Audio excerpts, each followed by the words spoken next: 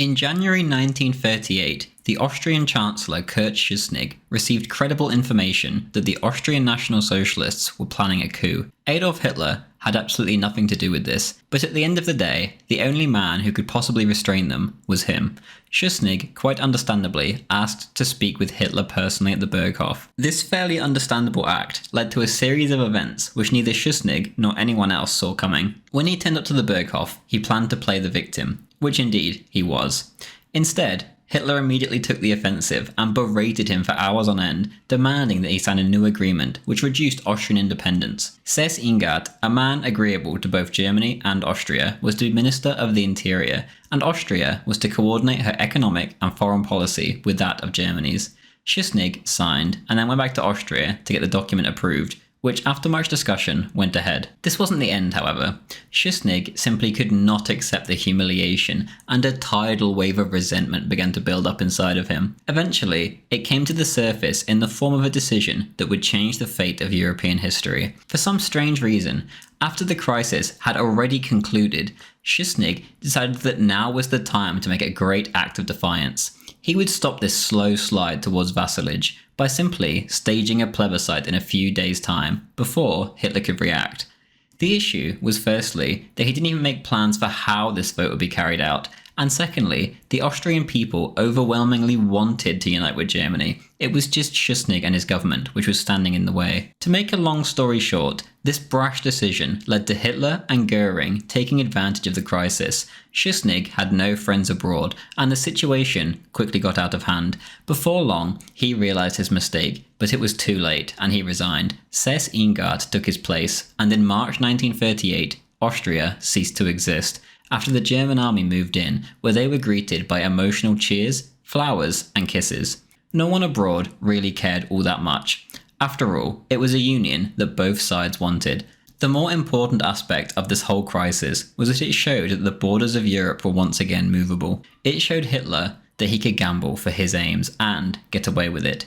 It showed the Germans in Poland, Czechoslovakia, and Lithuania that there was a glimmer of hope for them returning to their homeland. It showed the Allies that Hitler was willing to expand. If there was to be a next target, it was obvious to all who it would be. Czechoslovakia was a united nation in name only. In fact, there was more Germans than Slovaks. Almost all 3 million of them wanted to return home. On the 28th of March, not even a month after the Anschluss, Hitler received the Sudeten German representative Konrad Henlein and gave him permission to agitate, although some historians dispute this and find the evidence to have no basis. Regardless, what we know for sure happened was that Heinlein's strategy was, quote, "We must always demand so much that we can never be satisfied," end quote. The goal was to wait for the Czechs to make a wrong move and provoke a crisis. It didn't take long for the crisis to arrive. Before we begin, a disclaimer. This video is both an independent video on the Czechoslovakian crisis and also an episode in my series on the life of Adolf Hitler. Both are rather controversial topics, but I urge you not to overthink it. This video is purely a work of history, and I will express no political opinions of my own whatsoever. I will just say what happened.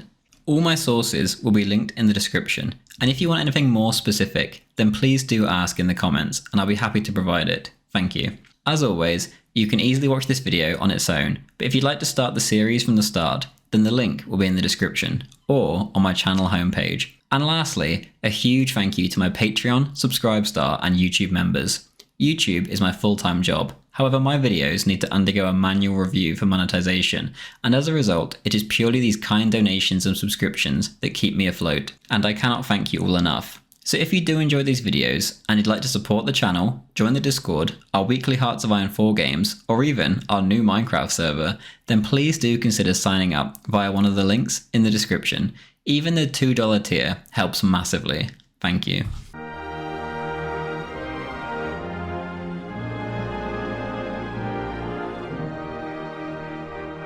In 1919, the map of Eastern Europe was completely redrawn.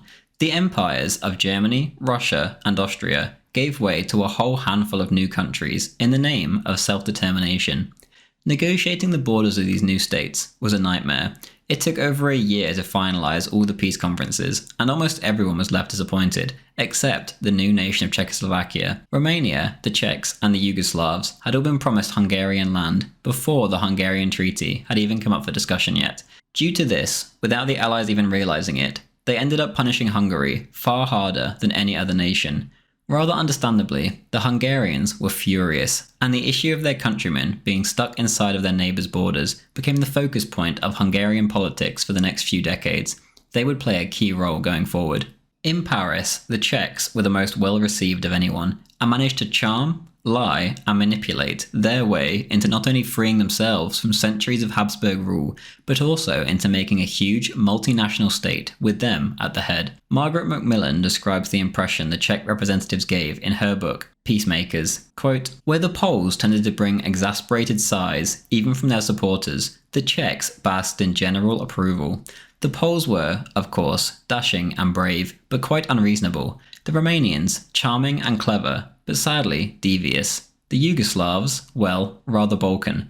The Czechs were refreshingly Western. Of all the people whom we saw in the course of our journey," reported an American relief mission that travelled throughout the former Austro-Hungarian Empire in January 1919, "the Czechs seemed to have the most ability and common sense, the best organisation, and the best leaders." End quote. Again from Macmillan, quote, "Almost everyone in Paris liked and admired the Czechs and their leaders. Lloyd George, who fought Beneš, the little French jackal, and the Czechs' claims excessive, was an exception. Beneš and Masaryk were unfailingly cooperative, reasonable, and persuasive, as they stressed the Czechs' deep-seated democratic traditions and their aversion to militarism, oligarchy, high finance, indeed, all that the old Germany and Austria-Hungary had stood for." End quote. Patrick J. Buchanan, in Churchill, Hitler, and the Unnecessary War, says, quote, "Masaryk and Beneš, who had demanded the breakup of the Austro-Hungarian Empire on the principle of self-determination for Czechs, ran a state that was a living contradiction of the principle. For Czechs now ruled Germans, Hungarians, Slovaks, Poles, and Ruthenians, who constituted half the population and had never been consulted about being ceded to Prague. Czechoslovakia was a multi-ethnic, multilingual, Catholic Protestant conglomerate that had never existed before." End quote. When all was said and done, the Czechs were only 47% of the population and had got essentially everything they wanted.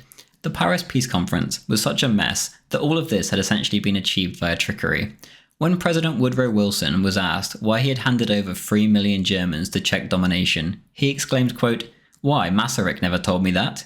End quote. The reason he was never told this was because fake maps and fake numbers had been used. Edvard Beneš, the Czech foreign minister, told the Allies that there was not over 3 million, but only around 1.5 million Sudeten Germans, and that, quote, "The Germans in Bohemia are only colonists." End quote. By contrast, Beneš claimed that there was 3 times as many Czechs there. If the Allies had shown even the slightest bit of care in fact-checking the maps they were given in Versailles, the Czechs would have been laughed out of the room. The Czechs were outnumbered 10 to 1, and in many cases 20 to 1 by Germans in most of the disputed regions. If these Germans were colonizers, they were the most effective colonizers of all time. The real reason for the Sudetenland to be included was not due to any real claims the Czechs had on the area, but due to the defensible mountainous terrain and the raw materials there. Beneš claimed that without the sugar refineries, glassworks, textile mills, smelters, and breweries in these lands, the state would simply not survive. The French, who wanted allies in Eastern Europe against Germany, were more than happy to oblige. Macmillan in Peacekeepers wrote, quote, "In Bohemia," commented an American expert cynically, "they demand their historic frontiers, regardless of the protests of large numbers of Germans who do not wish to be taken over in this way. In Slovakia, they insist on the rights of nationality and pay no heed to the ancient and well-marked historic frontiers of Hungary." End quote. Even before the exact borders were fixed by the treaty, the Czechs had marched into Hungary under the pretext of combating communism. When the Hungarians counterattacked, the Czechs immediately appealed to the Allies for help. They painted themselves as a peaceful nation who couldn't possibly understand why the aggressive Hungarians would attack them. Elsewhere, in the West, the Czechs were lined up on the German border, ready to invade with the Allies if the Germans refused to sign the Treaty of Versailles. In the north, they were clashing with Poland over the coal-rich region of Teschen, where Poles outnumbered Czechs 2 to 1. Beneš explained to the Allies that these Poles were temporary inhabitants. They were simply drawn here by the higher standard of living, and now that they were so influenced by Czech culture and language, they were no longer Poles. In the end, shots were fired, and the two ended up clashing. Eventually, the Allies chose to split the region in two. The Czechs got the all-important coal mines, and the Poles were left resentful of their southern neighbour. The Czechs, within a year, had made enemies of almost all their neighbours. As for the interior, the Czechs made vague promises of autonomy for their national minorities to the Allies. Here, they would make no friends either.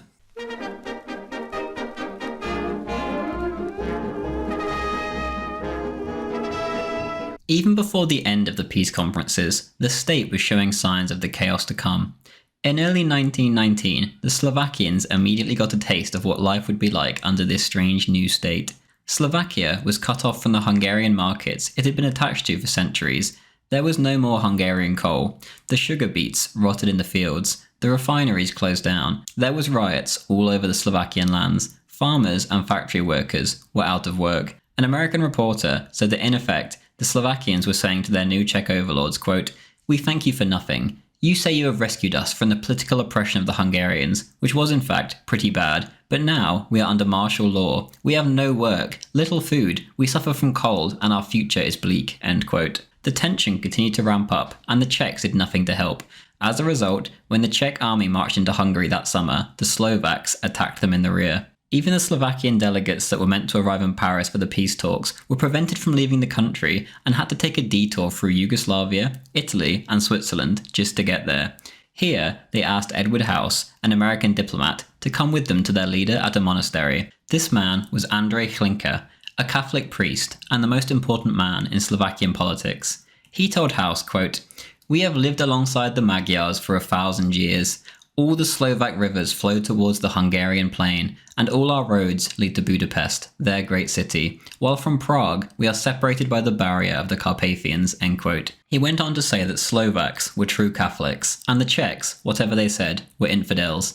By the end of the conversation, he did not see much hope in undoing what had already been done with the creation of this mongrel state. He said, quote, "God has punished me, but I shall continue to plead before God and man for my people who are innocent and without stain," end quote. Over the next decade, Hlinka would build up the Slovak Populists Party. He spent the rest of his life fighting for Slovakian independence, and only died months before it came to fruition under his successor, Father Tiso. As for the Sudeten Germans, their introduction to their new Czech leaders was going even worse. On the 16th of February 1919, the area was technically still part of Austria, and so the locals headed to the polls to vote in the first democratic election. The Czechs sent in the army and stopped the vote. On the 4th of March, the Germans arranged a peaceful protest in response. The Czechs replied by simply firing into the unarmed crowd. 54 Germans died. 20 of them were women. Just a few months later, Beneš would promise the Allies to, quote, "Give the Germans all the rights they are entitled to. It will all in all be a very liberal regime," end quote. As with all things Beneš, this was a lie. Almost immediately the Czechs transferred military garrisons, railroad personnel, civil servants, prison populations, and even hospital patients into the border regions in order to manipulate the census figures. In one instance, a 600-man army battalion spent a single day in a German town, and they were counted on the census. As a result of this trickery, the Germans had been scammed out of their rightful representation in parliament. On other occasions, the Czechs were less tricky and more straightforward. At an election rally for the Sudeten German Party in 1937, the speaker openly criticised Beneš. In response, the Czech police marched in and massacred the attendees. 53 Germans died and hundreds were injured. As soon as the state came into existence, German schools were closed and replaced with Czech ones, forcing the locals to attend. 9 of Bohemia's 19 German universities were closed. Only 4.7% of state financial assistance went to German college students, even though Germans were 22% of the population. All public forms and applications were in Czech only. Half the German municipal and rural officials lost their jobs. 41% of German postmen and 48.5% of railroad workers met the same fate. In April 1919, the Land Reform Act set about redistributing land from the Germans to the Czechs.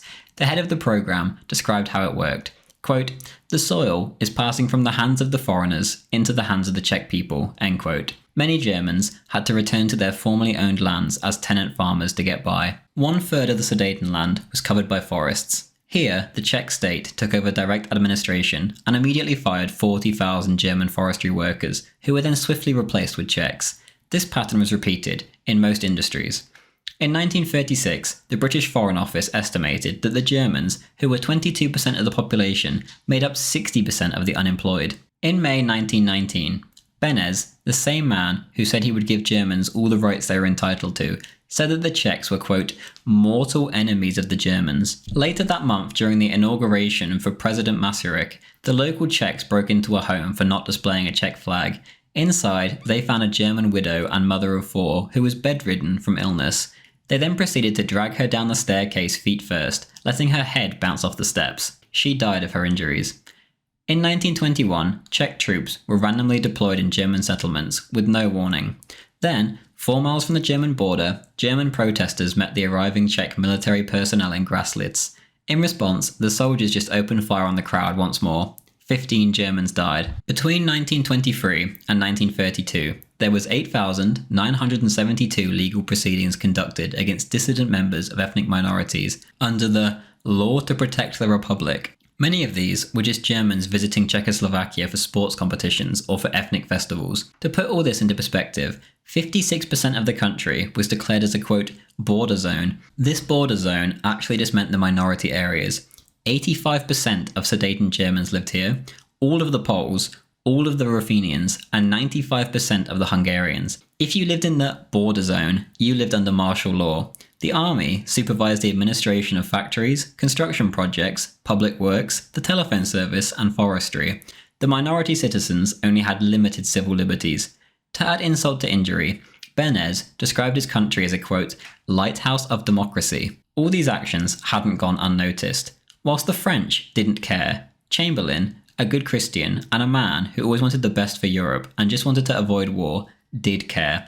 In April 1938, curiously, just before the crisis arose, the French Prime Minister appeared in London to ask Chamberlain to publicly guarantee Czechoslovakia. Chamberlain in response declared that the people of England would never begin a war to prevent the nationalities of Central Europe from expressing their will in a plebiscite.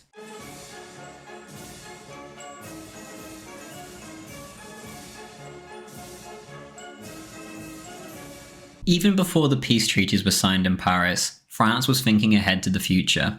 Whilst America, and increasingly Britain, began to feel sorry for Germany, France never let up. The plan was to build up these new Eastern European states to encircle Germany. One of these nations was the huge Poland, but they were almost immediately out of control and invading all of their neighbours. Beneš and Masaryk in Czechoslovakia, however, were more than willing to play along with the French. After all, as Beneš said, the Germans were their mortal enemies. In January 1924, the French and the Czechs signed a friendship pact, which contained a military clause. The target was obvious. The following year, an official formal military treaty was signed. After Hitler came to power, this was ramped up further. The French attempted to strengthen their ties with the nations surrounding the Third Reich in a bid to snuff out any potential moves Hitler might make on his neighbours. Perhaps understandably, Hitler felt trapped and would often talk about this in speeches to justify his own rearmament, which was in fact much slower than that of France, Britain, or even the Czechs, who had one of the strongest armies in Europe. In December 1935, Beneš replaced the more moderate Masaryk as president, and he immediately stepped things up. Just months after coming to power, he concluded a full-blown military alliance with the Soviet Union. In early 1936, there was already 32 airfields built on the German frontier to accommodate the Red Air Force. Surrounding these airfields were huge complexes of depots to stockpile fuel and bombs. After the pact was signed, there was Red Army troops stationed in Bohemia and Moravia, undergoing parachute training in case of an invasion of Germany. Sir Orm Sargent of the British Foreign Office called Czechoslovakia a distribution centre for Stalin's Comintern propaganda against Germany. He wasn't wrong. Prague was the new home of hordes of communist exiles from Germany in 1933, and then from Austria in 1938 after the Anschluss. By 1936, France, the Czechs, and the Soviets all had military alliances with each other, and this was part of the reason Hitler marched into the Rhineland. Almost immediately as soon as this happened, Beneš showed his willingness to oppose Germany and offered France the support of the Czechoslovakian army to invade. Over the coming months, this army would be just shy of 1.5 million men. Hitler always wanted to return to the Sudeten Germans, but with this web of alliances surrounding him, he was pretty much kept in check. For 20 years, the Germans had had to sit back and watch as their fellow Germans were mistreated just over their frontiers, not only in the Sudetenland but also in Poland and Lithuania. By 1938, however, Hitler felt bold enough to take chances and it was actually the Czechs he wanted to come to an arrangement with first, rather than the Austrians. The Anschluss just so happened to fall in his lap first. He absolutely resented the way the Czechs had behaved, and he hated Beneš in particular, who he pictured as one of the key men who wanted to crush Germany. Hitler was correct. Beneš was later proved to be caught up in all sorts of schemes with international finance and British politicians to bring down Hitler. On the 20th of February 1938, Hitler said during a speech to the Reichstag, quote, "It cannot be disputed that so long as Germany was herself weak and defenceless, she had to simply accept the continuous persecution of German people along our borders. The interests of the German Reich also include the protection of those fellow Germans who are unable on their own, on our own very frontier, to ensure their right to basic, human, political and ideological freedoms." End quote. Hitler had officially made the Sudeten German cause his own.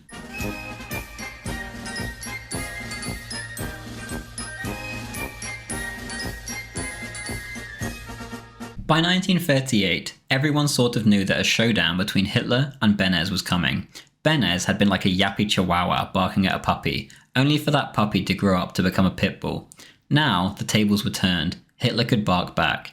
No one was sure how it would go down, only that it would. Early in the year, the British ambassador in Prague, Sir Basil Newton, said to the Foreign Office, quote, "How precisely they will proceed, it is impossible to prophesy, but the indications are that they will at first seek to achieve their aims by friendly diplomacy, rather than by physical or economic terrorism." End quote. On the 6th of May, the British newspaper magnate Lord Rothermere spoke on the topic in the Daily Mail, quote, "I myself cannot imagine for a moment that Great Britain would calmly look on for 20 years while 3.5 million Britons lived under the lash of a thoroughly abominable people who speak a foreign language and have a completely different world outlook." End quote. Hitler's actual strategy was mostly to sit and wait. He had plenty of patience. Eventually, he reasoned, the crisis would come to him, and he could bluff his way through it, just like he had in Austria. He kept his open involvement with the Sudeten Germans to a minimum, and together, they waited for the Czechs to put their foot wrong. Whilst Hitler often bluffed and was willing to gamble, Beneš wasn't. Beneš was all bark and no bite. The state of Czechoslovakia would most likely not survive a crisis in reality. If a single concession was made to one minority, the state would collapse. After all, the minorities outnumbered the Czechs. The actual Czech people themselves were a very small nation. It had taken 300 years to recover from the destruction of the Bohemian Revolt in 1620. Beneš was not willing to risk going toe-to-toe with Germany, unless it was a general war with extremely favourable odds. Perhaps the reason the Czechs were so oppressive to their minorities was because if they took their boot off their necks, the Czechs would be surrounded and finished. This precarious way of doing things couldn't last forever though. A crisis would have to come eventually, and at that point, Beneš would be at the mercy of the great powers. If they didn't honour their military agreements, the Czechs would be doomed. So in a sense, both Hitler and Beneš wanted a crisis to come. Beneš wanted a crisis in which the great powers would back him so he could destroy Hitler. Hitler wanted a crisis so he could bring the Germans and Sudetenland home. Suddenly, that crisis arrived, and it was Beneš, not Hitler, who initiated it. Patrick J. Buchanan described what happened next in his book Churchill, Hitler and the Unnecessary War. Quote, "The triggering event occurred 2 months after the Anschluss, while Hitler was still celebrating. Rumours began to fly of an imminent German invasion of Czechoslovakia. The rumours were false, and there is reason to believe the Czechs had planted them with the knowledge of Beneš, who ordered mobilization. As the rumours ricocheted around Europe, London warned Berlin that Britain would not sit still for an invasion. Paris and Moscow renewed their commitments to Prague. Hitler was suddenly in a major crisis, not at all of his own making. Confronted by a united Europe, Hitler was forced to renounce any intent to invade Czechoslovakia. German officers escorted British military advisors along the Czech border to prove there was no preparations for war. When no attack came, the Czechs bragged and brayed about how they had forced Hitler to back down, showing the world how to face down the bully. It was apparent to Hitler that Beneš had precipitated the crisis to humiliate Germany, wrote Tansil. To be falsely accused by Czech officials was to Hitler the supreme insult." End quote. Despite showing the British that the Czechs had lied, Hitler was still absolutely furious. He was gripped by a, quote, "burning rage to get even with Czechoslovakia, and particularly with President Beneš, who, he believed, had deliberately humiliated him." End quote. He called in his generals and ordered them to pull up Case Green, the plan for the invasion of Czechoslovakia. Quote, "It is my unshakable will that Czechoslovakia shall be wiped off the map," end quote. And then rewrote the invasion plan of Case Green to read, "It is my unalterable decision to smash Czechoslovakia by military action in the near future," end quote. 18 days later, he removed this sentence.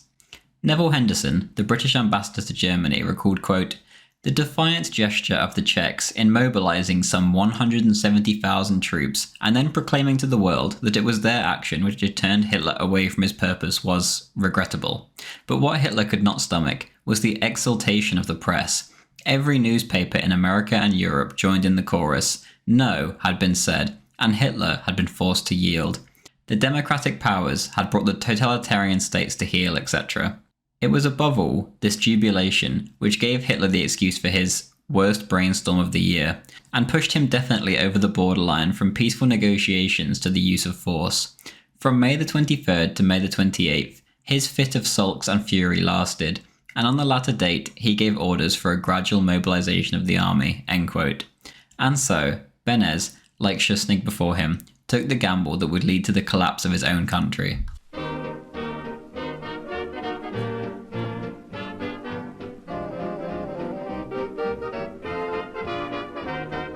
Beneš and Schuschnigg seemed to have a lot in common. Before their gambles, they hadn't read the room. In both cases, the men overestimated their friend's ability or willingness to help them. Chamberlain, the man who would make or break any kind of anti-German alliance, felt much the same way about Beneš's mongrel state than he did about Schuschnigg's Austria. In Austria's case, the Austrians wanted the Union, and Hitler's claims there made sense. He would not stand in the way.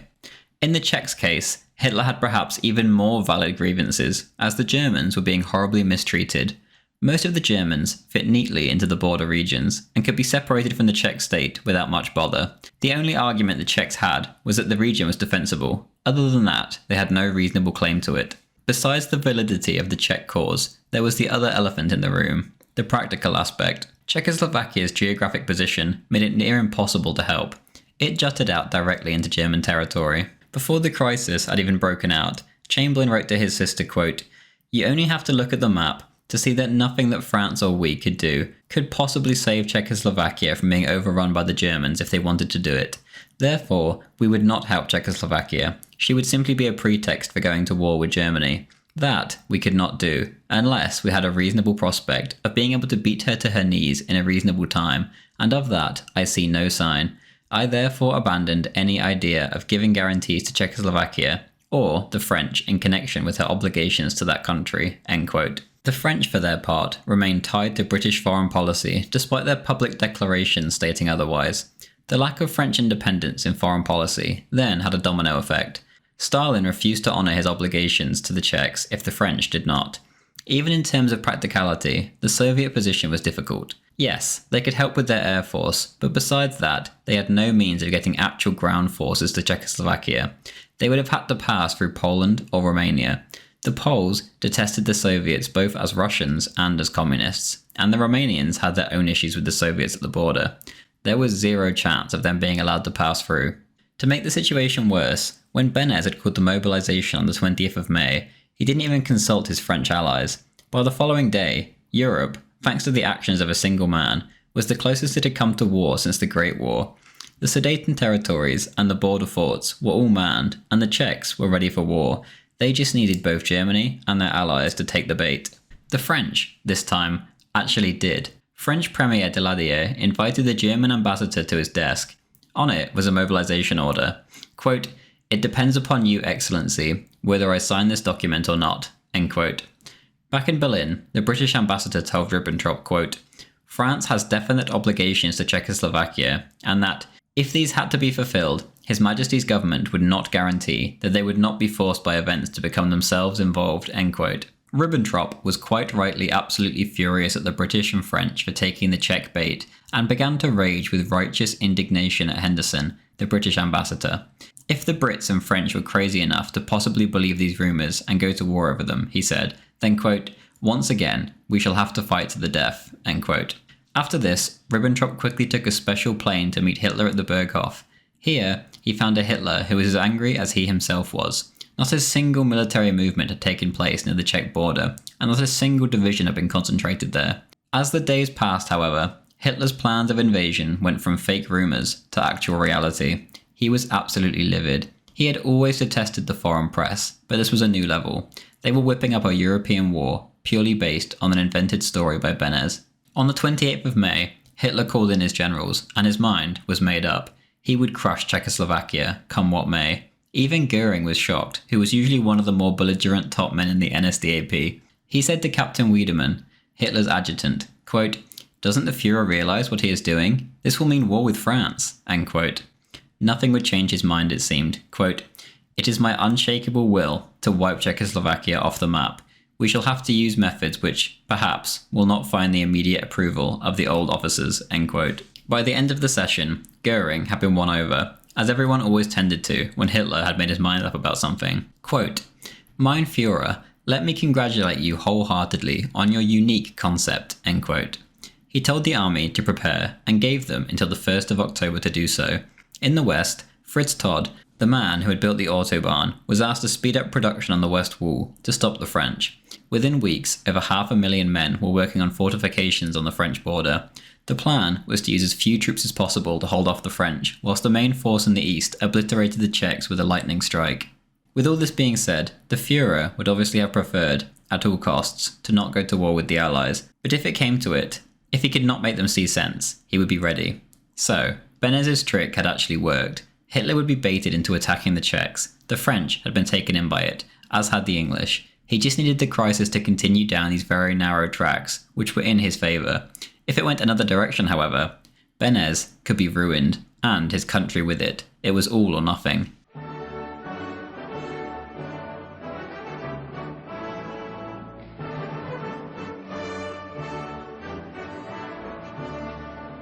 To all of this, there was a strange element. In the city of London, there was a group called The Focus, which was hell-bent on getting into war with Germany at any monetary or human cost. One of the key figures of the organisation was a man named Sir Henry Strakosch, a wealthy financier born in Austria who had moved to England and made his fortune in the banking and gold industry, specifically in South Africa. Strakosch, along with others, detested Hitler on a personal level. They would do anything to destroy his regime, or even Germany as a concept. On their payroll was all sorts of people.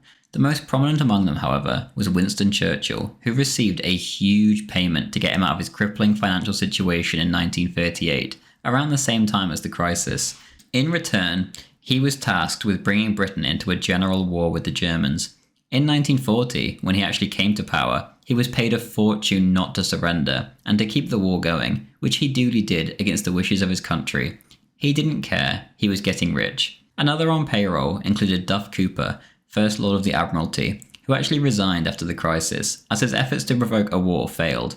When war did break out, he went to the USA, where he was paid to whip up public opinion against the Germans on a vast speaking tour. One of the key components of making this group work was the press. The British press was completely infiltrated, and they were either directly owned by those whipping to whip up a war, or they were able to be brought off fairly easily. Here is where the focus becomes relevant to the current situation. Before the crisis was over, payments were made directly from the Czech embassy to the Focus. A single payment alone in July was of $2 million. Goering's wiretap agency actually ended up picking up on this, and Hitler quickly had the evidence collected and then given to the British ambassador, with strict instructions to show it to Prime Minister Neville Chamberlain, who Hitler quite rightly believed to be an honest man, just trying to do the right thing. Hitler didn't want the Brits starting a European war just because of a small group of schemers on payroll.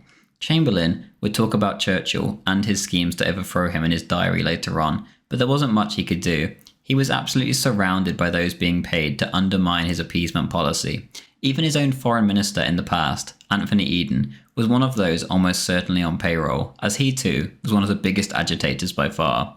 Chamberlain, however, despite all the roadblocks, had to do his best to navigate the Brits through this crisis. With all that being said, where a lot of the rumours regarding Germans attacking came from, it needs no explanation where they could have come from. By now, the situation was spinning out of control, and Hitler tried to calm things down so he could steer things to his advantage. The Germans in the Sudetenland were being brutalized, and Europe seemed to be on the brink of war. He said publicly, quote, "What the Germans insist on is the right to self-determination that every other nation also possesses, and not just words. This isn't supposed to be a gift for these Sudeten Germans from Mr. Benez. They have the right to demand a life of their own, just like every other people. I demand that the oppression of the 3.5 million Germans in Czechoslovakia stop, and that in its place, the free right to self-determination step in." End quote. The crisis was going on too long, and unluckily for Benez, the Brits began to stop and think. British Ambassador Henderson said, quote, "On the broadest moral grounds, it was thus difficult to justify offhand the refusal of the right to self-determination to the 2,750,000 Sudetens living in solid blocks just across Germany's border. Its flat denial would have been contrary to a principle on which the British Empire itself was founded, and would consequently never have rallied to us the wholehearted support either of the British people or of the Empire." End quote. Alexander Cadogan, Permanent Undersecretary for the Foreign Office, said that the Sudeten issue was, quote, "not an issue on which we should be on very strong ground for plunging Europe into war." End quote. In fact, Chamberlain himself was trying to push things back in Hitler's direction in order to save Europe from a catastrophe. Fritz Hess was told by Chamberlain's personal advisor to tell Hitler that Chamberlain himself had planted a favourable solution in the London Times. In this editorial, it suggested that autonomy should be given to the Sudeten Germans and actually enforced this time, unlike Benez's broken promises from before. Chamberlain was just trying to do the right thing, but when Ribbentrop got this message, he went berserk. Quote, "Autonomy? There can be no question of autonomy any longer." End quote. Before going on to remind Hess of the Czech mobilization and Benez's former actions. Hess rebutted that it sounded like it would be possible that Chamberlain could arrange the transfer of the Sudetenland to Germany without war, but he needed it done peacefully, much like he had allowed Germany to take Austria. When Hitler heard these reports, he simply could not believe that the Czechs would ever surrender their military bastion. Quote, "I simply don't believe it. They can't be that stupid." End quote. Whilst Hitler's position continued to grow with the passage of time, so did the tension. Within his own army, there was talk of overthrowing him. Beck sent a memorandum to Brauchitsch stating that attacking the Czechs would result in another world war. Quote, "The outcome of such a war would be a general catastrophe for Germany, not only a military defeat." End quote. He said that neither the army nor the German people were prepared for a war, and neither did they want one. Then they began to speak of a coup if Hitler did indeed move in. Was the Sudetenland worth risking the existence of the nation, they reasoned? First, the generals tried to confront Hitler alone, which didn't work. They were berated. Then, they were summoned as a group. Here, Hitler tried to make them see his side of things, which they did not. He told them that he couldn't see a wider European war happening with Daladier and Chamberlain in power. He was certain he would have to, and in fact, wanted to, smash Czechoslovakia with military action. Elsewhere in Europe, conflicting information was everywhere. It began to resemble the July crisis of the Great War. Everyone feared the worst. In England, Chamberlain received Germans claiming to know Hitler's plans. He was given dates and names of those who wished to oppose Hitler. On the other hand, Henderson, the ambassador in Berlin, said that the main danger of war came not from Hitler himself, but from Czech and German extremists, communists, and other influences, including the hatred abroad of Nazism. He said that Chamberlain should not, quote, "drive Herr Hitler into a situation where his prestige being at stake, he would feel himself obliged to yield to his extremists." End quote. At home, Beck continued to moan to Hitler about the plans, and in the end, he resigned. Hitler accepted this resignation, but told him to keep it quiet, which he did, although in private, he continued to support the anti-Hitler coup. This group was planning the arrest of Hitler as soon as he gave the order to execute Case Green. Those involved were General von Witzelben, Admiral Canaris, Kurt von Hammerstein-Equord, and Franz Halder. On the civilian side, men such as Hjalmar Schacht were involved. Hitler got a pretty consistent message on his end, however. Everyone was cautioning him against war. Hess warned him privately that it was almost certain, so he had heard, that the French and Brits would join in to defend the Czechs. Hess urged patience. Time was on Germany's side. Economic progress and rearmament were going well. Given enough time, they would be unstoppable, he said.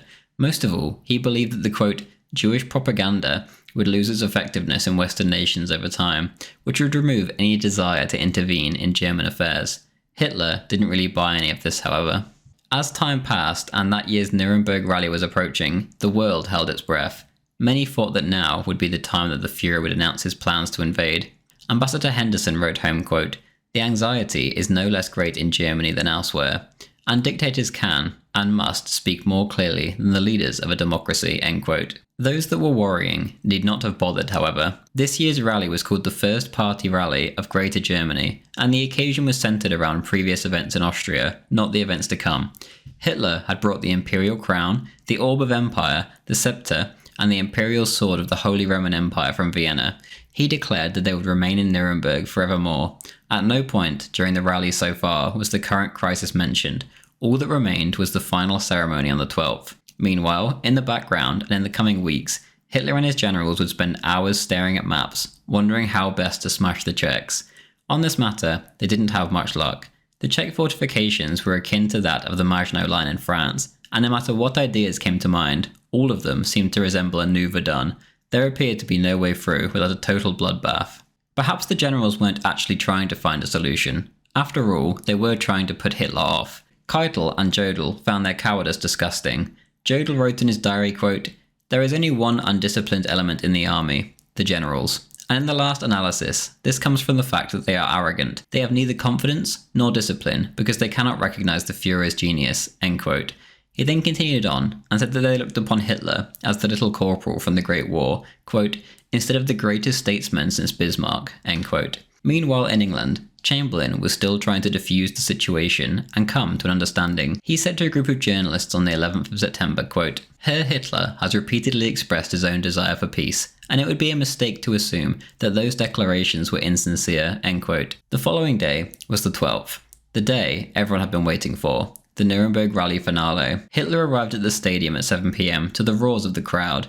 He then slowly walked towards the podium, whilst an unrelenting Sieg Heil roared in the background from his people. He began not with the Czech crisis, but with the party's struggles. Many began to think that he would just simply not mention it at all. But then, suddenly, the topic of the Czechs came up. Quote, "I am in no way willing that here in the heart of Germany, a second Palestine should be permitted to arise. The poor Arabs are defenceless and deserted. The Germans in Czechoslovakia are neither defenceless nor are they deserted, and people should take notice of that fact," end quote. This line wasn't followed up with a threat like the warmongers abroad wanted, however, but with a demand for justice for the mistreated Germans. He then said, quote, "We should be sorry if this were to disturb or damage our relations with other European states, but the blame does not lie with us," end quote. The world breathed a sigh of relief. One man who was listening in Italy, when he heard these words, he turned away from his radio and said, quote, "I had expected a more threatening speech. Nothing is lost," end quote. This man was Mussolini.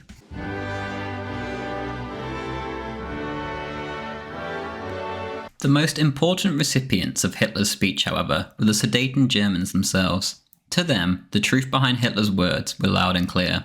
They would not be abandoned. Now was the time. For them, it was freedom or death, and they must act quickly. By morning, swastika flags covered every Sudeten town as far as the eye could see. Tens of thousands of Sudeten Germans were swarming the streets shouting, "We want self-determination." Almost immediately, the Czechs responded in their usual fashion. They began firing live rounds at the crowd. Almost as soon as the protests had begun, a civilian was dead, and dozens more were laying on the ground heavily wounded. Before the end of the day, the death toll had risen to 21, with hundreds more wounded. The Czechs, too, knew that this was now or never. If the Sudetens rose up and broke off, or if it was even taken to a plebiscite, they knew it was the end of the Czech state. If the Sudetens went, the Hungarians would want to go too. If the Hungarians went, the Slovaks would want to go too. If the Slovaks went, the Poles would want to go too. And if the Poles went, the Ruthenians would want to go too. The result would be a sorry little state with no means of protecting itself, or even functioning. Beneš had put his nation in an unwinnable situation. If they did nothing, they would lose everything. If they did put down the protests, they would lose everything and be detested.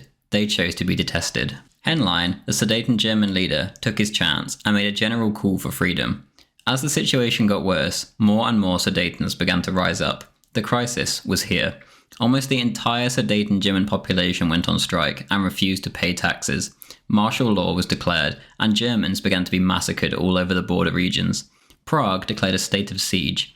Over the next 2 weeks, 120,000 Sudeten Germans escaped over the border into Germany itself to avoid the slaughter in their hometowns.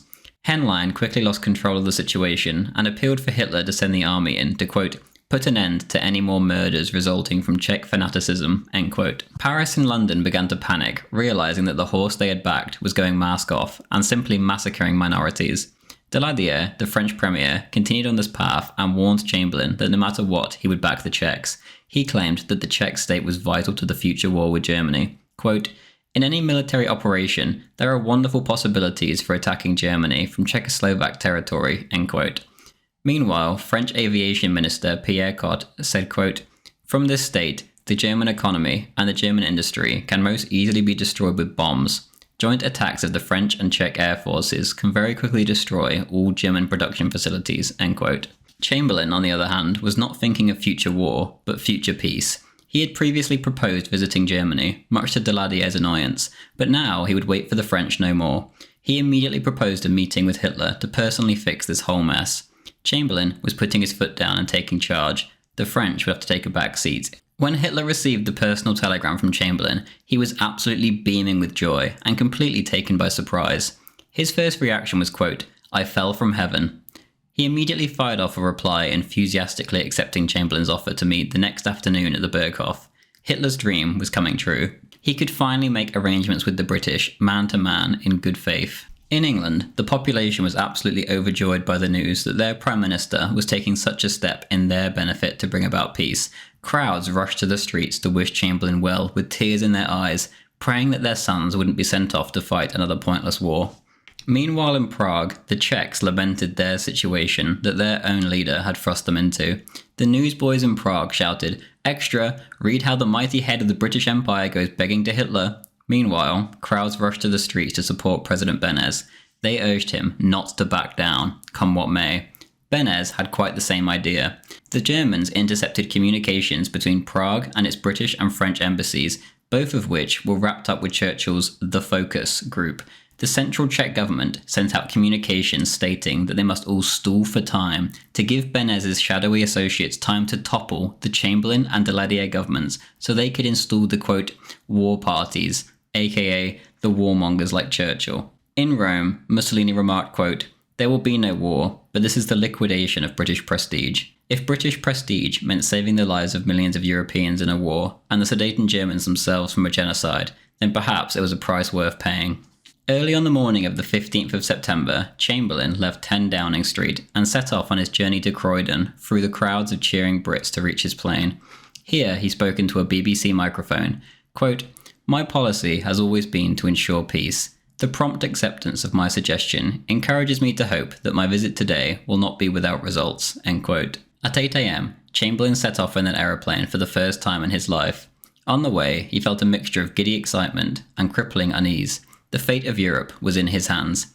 Chamberlain was a shy man who, when left to his own devices, usually came to the right decision. He was a devout Unitarian that genuinely wanted peace, and now he was setting off with no outside influences to distract him from his course. He was sure that he would get what he wanted, and that he held strong cards. At 12:30, he touched down in Munich and was greeted by Ambassador Henderson. He then proceeded through the thousands of Germans greeting him with salutes and shouts of Heil. By 4:30, Chamberlain and his party reached the Berghof, where Hitler was waiting at the top of the stairs for them. Here, they then had a cup of tea and talked before the two of them headed upstairs with Schmidt, Hitler's interpreter, to get down to business. Hitler began to list off grievances with his neighbours, and ran Chamberlain through the events that had led to the current situation. Chamberlain listened attentively, and answered any questions the Führer had with a friendly smile. He then looked Hitler in the face, and said that he was prepared to right any wrongs against the Germans, so long as force was not used. At this, Hitler exploded, and resorted to his usual tactics. When talking to Schuschnigg earlier in the year, he had feigned aggression in order to extract demands. Now he was going to try the same thing. It was as if Hitler was so used to double-dealing statesmen with an agenda, that now when he was faced with an honest man, he didn't realise it, and assumed Chamberlain was playing a game. Hitler responded angrily that it was not he that wanted to use force, but Beneš. Was it not the Czechs who were currently massacring Germans in the Sudetenland? Eventually, he worked himself up into such an angry torrent that Chamberlain had to ask him to slow down. The translator could only translate so fast. At this, Hitler exploded and said, I shall not put up with this any longer. I shall settle the question in one way or another. I shall take matters into my own hands, end quote. At first, Chamberlain was taken aback, and he was resolved to make something of this meeting and held his ground. Quote, if I have understood you right, you are determined to proceed against Czechoslovakia? If that is so, why did you let me come to Berchtesgaden? He then made his own bluff and threatened to go home. He said that under the circumstances, it was best to just go home and that the whole thing had been a waste of time.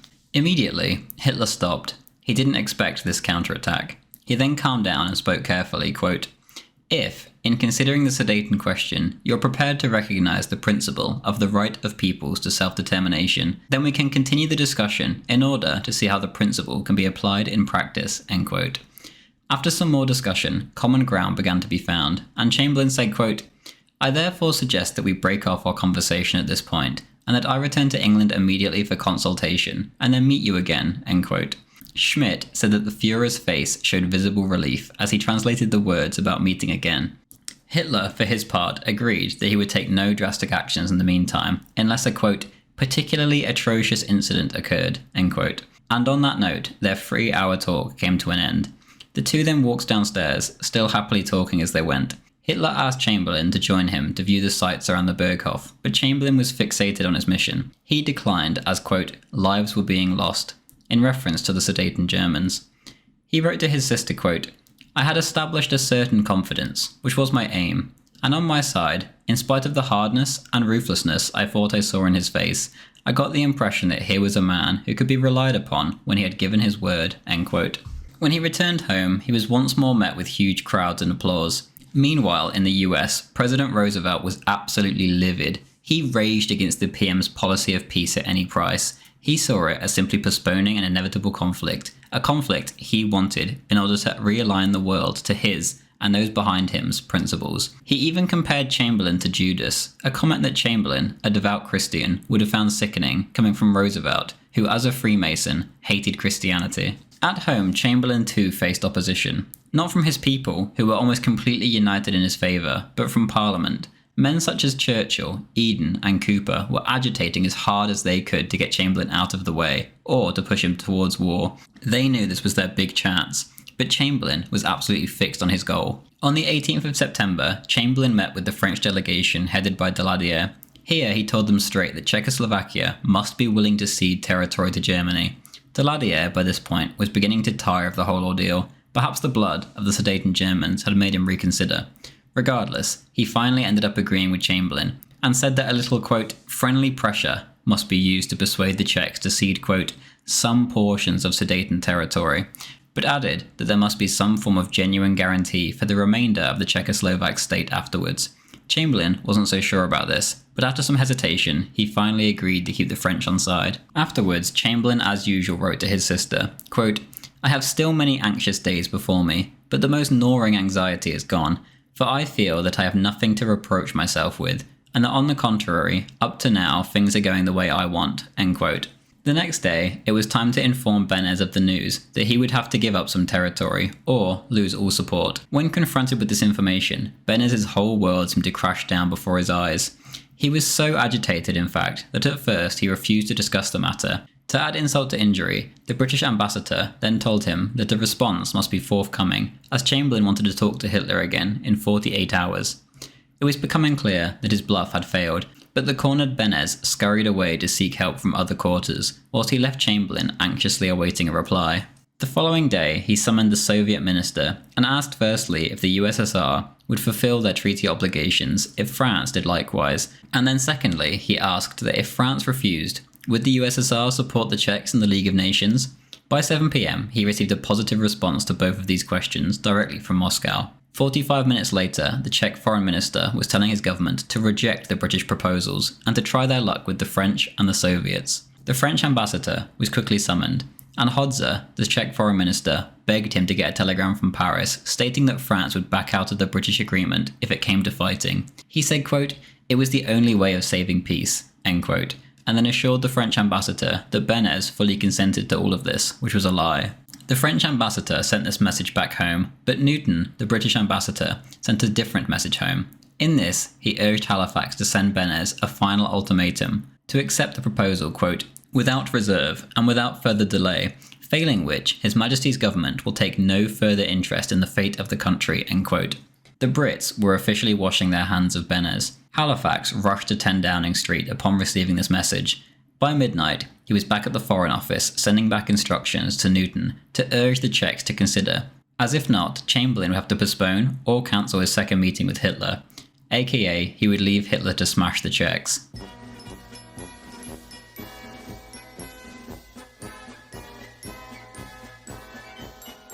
At 2 a.m. on the 20th of September, Newton arrived with the French ambassador at Hradčin Castle to see President Beneš. Upon hearing Lacroix's first words, he literally collapsed, quote, as if he had hit him with a club, end quote, and then proceeded to burst into tears, shaking profusely. After a period of silence, the Czech foreign minister spoke up and said that they would accept Chamberlain's proposal later in the day. For the rest of the day, however, Beneš desperately tried to find a way out, but to no avail. Late that afternoon, the Frenchman and the Brit were invited back to the Foreign Ministry. Here, they were handed a note stating that the Czechs sadly accepted the proposal. That evening, the Beneš government made a public announcement, quote, we relied upon the help that our friends might have given us, but when the question of reducing us by force arose, it became evident that the European crisis was taking on too serious a character. Our friends therefore advised us to buy freedom and peace by our sacrifice, and this in proportion to their own inability to help us. The President of the Republic and our government had no other choice, for we found ourselves alone, end quote. The next morning, Chamberlain said to a news reporter, quote, a perfect solution of the Czechoslovakian problem is an essential preliminary to a better understanding between the British and German peoples, and that, in turn, is the indisputable foundation of European peace. European peace is what I'm aiming at, and I hope this journey may open the way to it, end quote. This time, the meeting was at Bad Godesberg on the Rhine River. His plane landed at Cologne, and he was greeted with a guard of honour whilst an SS band played God Save the King. The first meeting took place at 5 p.m. later that same day at the Driessen Hotel on the west bank of the river.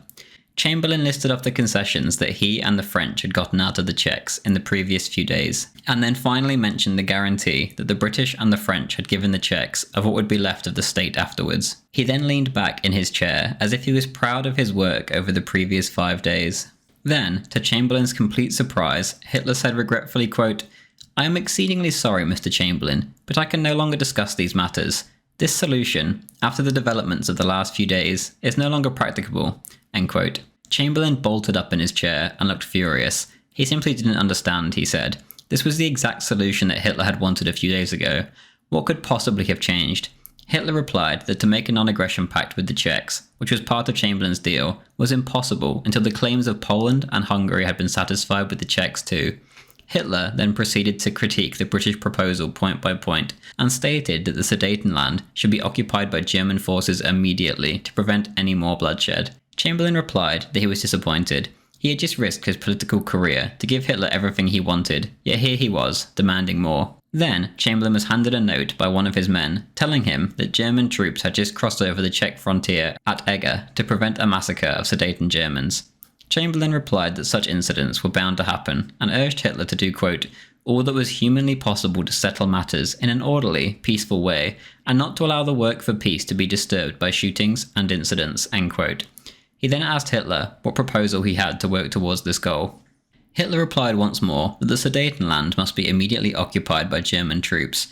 A long debate then followed, during which Hitler was handed a note telling him that 12 German hostages had just been murdered by the Czechs. This caused Hitler to fly into a rage, in which he ended, quote, if Prague fell under Bolshevik influence, or if hostages continued to be shot, he would intervene militarily at once. After 3 hours, the first conversation was over and had accomplished nothing. However, they agreed to meet the next day. Chamberlain left disappointed and rather angry. Given all his hard work, this was rather understandable. On the flip side, however, Hitler was obviously acting emotionally, given the steady stream of reports he was receiving of his people being massacred across the border. Time was of the essence. The idea that Hitler wasn't completely himself at this time is stated by others around him. Wiedemann, Hitler's adjutant, stated that Hitler would often go into half-an-hour-long fits of rage during this time, as he was so upset at what was happening to the Sudeten Germans, but that in the end, quote, all I can say is that they were no different from the displays of others with a hot temper and little self-control, end quote. A back and forth of letters via messages between the two hotels then took place between Hitler and Chamberlain. Eventually, Chamberlain put his foot down and threatened to leave again if Hitler didn't start being more reasonable. This demand caused the second meeting to take place earlier rather than later. At 10 p.m, the two were talking at the Dresden Hotel again, with Ribbentrop and Henderson. Hitler said that all Czech armed forces must withdraw from an area shown on a map that he then put on the table. Evacuation should start on the 26th, and the territory should be given to Germany on the 28th. Chamberlain then shouted, "But that's an ultimatum," and raised his hands in protest. The tone of the document alone made it unacceptable to send to the Czechs, he said, and that among neutrals it would be a diplomatic nightmare. All the other Brits in attendance then began to critique the timing, as opposed to the demands themselves, as ridiculous. Their biggest worry was that it would lead potentially to a European war. During the argument, an adjutant walked in and handed Hitler a message. Schmidt then read it out in English, quote, "Beneš has just announced over the wireless a general mobilization of the Czechoslovak armed forces," end quote. This amounted to 1.2 million reservists being called up. Hitler then broke the silence and promised Chamberlain, quote, "I shall of course keep my promise not to proceed against Czechoslovakia during the course of negotiations, at any rate, Mr. Chamberlain, so long as you remain on German soil," end quote. He then remarked that this Czech move settled the whole affair. How many more Sudeten Germans had to die? Chamberlain replied that the mobilization could be a precaution and that Beneš would not go back on his promise to respect Sudeten German self-determination. Beneš, of course, had broken this promise many times over the past 2 decades. After a brief argument, Hitler quoted an old German proverb, quote, "An end, even with terror, is better than terror without end," end quote. Chamberlain then said that there was no more reason for him to stay and that, quote, he would go home with a heavy heart, since he saw the final wreck of all his hopes for the peace of Europe, but his conscience was clear. He had done everything possible for peace. Unfortunately, he had not found an echo in Herr Hitler, end quote. Hitler replied, quote, "To please you, Mr. Chamberlain, I will make a concession over the matter of the timetable. You're one of the few men for whom I've ever done such a thing. I will agree to October the 1st as a date for evacuation," end quote. The two then worked tirelessly to clean up Hitler's demands to the Czechs, and eventually, by 1:30 in the morning, they were done. Hitler personally thanked Chamberlain for his hard work towards peace. Chamberlain then left with a friendly Auf Wiedersehen, and according to those around him, they could not, quote, "discern the slightest strain of displeasure on his face," end quote. The PM then headed back to his hotel for a much-needed few hours of sleep. After this, he flew home. Whilst flying over the Thames, he imagined a German bomber taking the same route. Quote, "I asked myself what degree of protection we could afford to the thousands of homes which I saw stretched out below me, and I felt that we were in no position to justify waging a war today in order to prevent a war hereafter," end quote. When he got back, there was gigantic opposition from the paid shills in Parliament. Duff Cooper especially went berserk, and as those paying him demanded, said there should be an immediate British mobilization. Chamberlain urged everyone to relax.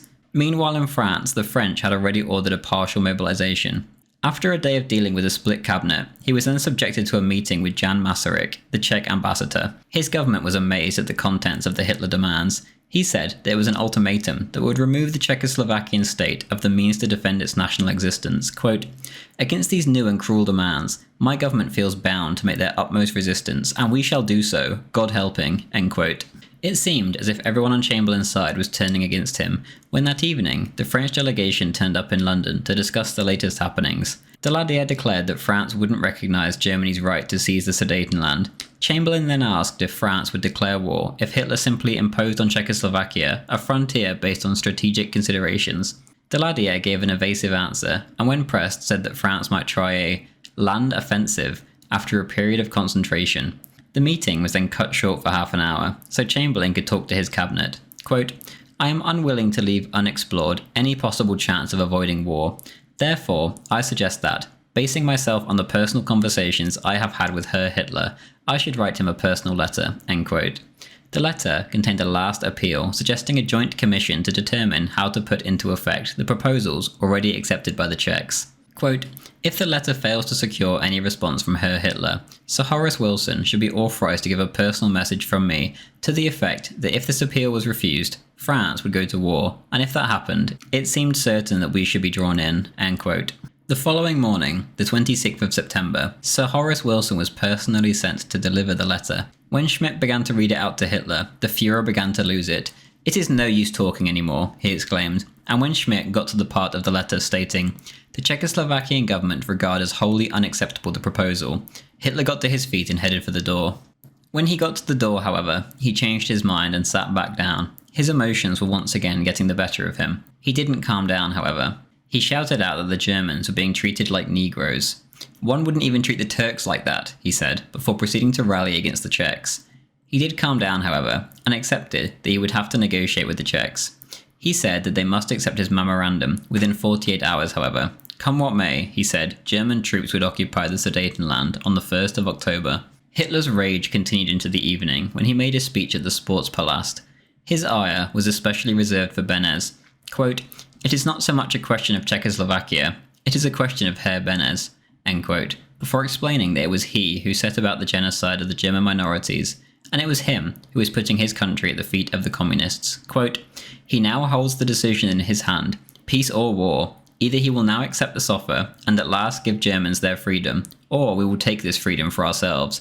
We are determined. Let Herr Beneš choose," end quote. When Hitler finished, Goebbels blurted out, quote, "One thing is for sure, 1918 will never be repeated," end quote. Europe did not take this speech well. Air raid posters were planted up in London, and trenches were dug near Buckingham Palace. The American ambassador called Washington and said, quote, "I believe the chances are about 95 in 100 of war, beginning midnight Friday," end quote. According to William Shirer at this time, the German public was not in a mood for war. In fact, they weren't all hyped up about it at all like the Czechs or the French government. The German people seemed to place all their faith at Hitler's feet. Somehow, he would get them through the crisis successfully. After all, he hadn't failed them so far. Essentially, at this point, this was the situation. The two sides agreed that the Czechs needed to clear out of the Sudetenland. The only issue was the timing. To the Brits, going too fast could provoke a bigger crisis. But to Hitler, going too slow meant more and more dead Germans as the days went by. After all, there was a seemingly endless massacre of Germans going on just across his border. The British and the French, in his eyes, were preventing him from saving his own people, which he could easily do. Chamberlain did not give in, however, and he fired off an appeal to Hitler via a statement in the press, and his envoy, Sir Horace Wilson, was back in the Reich Chancellery to discuss things with Hitler. Not much came of it, but Wilson did promise, quote, "I will still try to make those Czechs sensible," end quote. "I would welcome that," Hitler said, and continued on to say that England could wish for no better friend than Hitler. Back in England, Chamberlain was about to address the nation. Just before he walked up to the microphone, he was absolutely riddled with doubts, an issue that would plague the next 2 years of his career. "I am wobbling all over the place," he said. At that exact moment, the British Navy was mobilised. Then he stepped up to speak, quote, "How horrible, how fantastic, how incredible it is that we should be trying on gas masks here because of a quarrel in a faraway country between people of whom we know nothing. It seems all the more impossible that a quarrel which has already been settled in principle should be the subject of war. I am myself a man of peace to the depths of my soul. Armed conflict between nations is a nightmare to me, but if I were convinced that any nation had made up its mind to dominate the world by force, I should feel that it must be resisted. Under such a domination, life for people who believe in liberty would not be worth living, but war is a fearful thing, and we must be very clear, before we embark on it, that it is really the great issues that are at stake," end quote. This could hardly fill the British people with confidence, and it was clear that the moves were actually out of Chamberlain's control, or at least partly. Chamberlain was dead set on peace. He genuinely hated the idea of war with Germany. But the British state, the machine behind the man, the men in the shadows, were pushing even more towards war. Chamberlain could only do so much to prevent it. 2 hours later, a letter from Hitler arrived. It began with a rant against the Czechs, but continued on to say that Chamberlain should continue his efforts to, quote, "bring the government in Prague to reason at the very last hour," end quote. Chamberlain quickly wrote out a reply, quote, "I feel convinced that we could reach an agreement in a week. I cannot believe that you will take the responsibility of starting a world war, which may end civilization, for the sake of a few days' delay in settling this long-standing problem," end quote. He then fired off a letter to Mussolini too, quote, "I trust your excellency will inform the German chancellor that you are willing to be represented and urge him to agree to my proposal, which will keep all our peoples out of war," end quote. He then stayed up till long after midnight, preparing a speech for Parliament the next day. The same day, Hitler's ultimatum would expire.